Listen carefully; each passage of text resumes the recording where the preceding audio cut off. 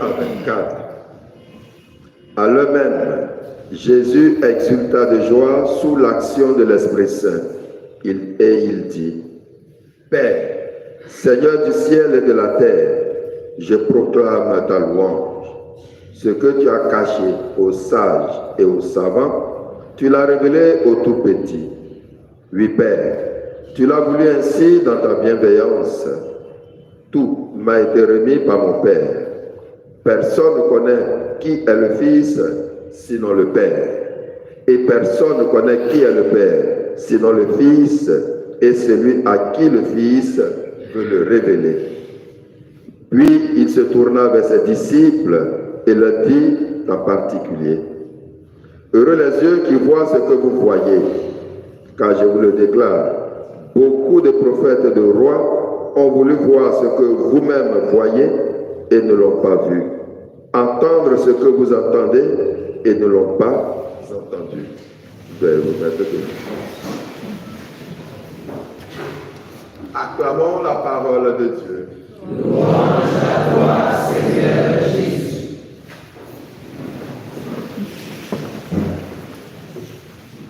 Chers frères et sœurs, nous sommes dans le temps de l'Avent.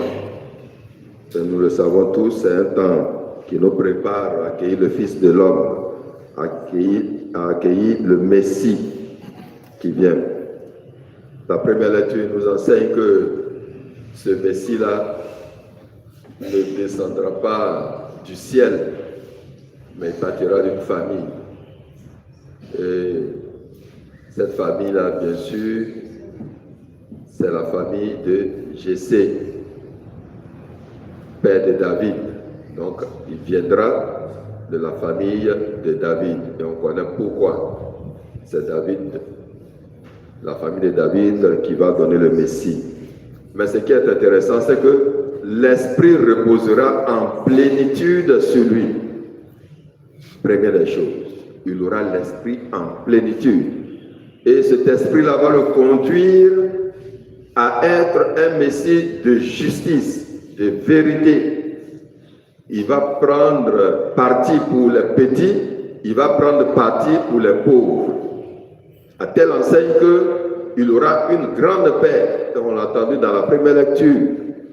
Même les animaux jadis qui étaient opposés, qui étaient ennemis, seront désormais des amis. Voilà la merveille que le Messie vient faire.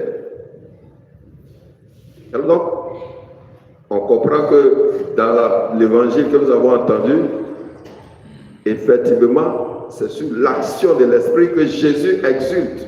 Et il dit, il donne des paroles, on va dire des paroles prophétiques. Voilà. Et ce qu'on peut retenir de cette paille de l'évangile, c'est que Jésus dit ce que le Père a caché aux sages et aux savants, il a révélé aux tout petits. Bien sûr, ici, il ne faut pas voir l'âge, mais ceux qui sont humbles et pauvres de cœur, c'est eux qui peuvent percevoir le Messie. Ceux qui se disent sages, intelligents, des sachants, ne verront pas le Messie. Donc, l'humilité précède la gloire, toujours. Et c'est cela que Jésus est entré dans notre histoire, on va dire, de façon bizarre. Quand on retrace son histoire, on sait comment il est né, on sait ceux qui ont été ses collaborateurs, on sait même comment il est mort, dans l'humilité, dans l'abaissement, dans le dépouillement, dans la simplicité. Alors donc, pour trouver ou pour rencontrer ce Messie-là, si tu n'es pas humble, tu n'es pas petit dans le cœur et si tu n'es pas simple, tu ne pourras pas le rencontrer.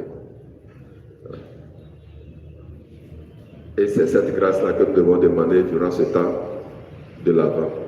Seigneur, apprends-moi à être humble, apprends-moi à être simple pour que je puisse te découvrir dans ta parole, dans tes sacrements et te découvrir surtout dans mes frères et dans mes sœurs. Amen.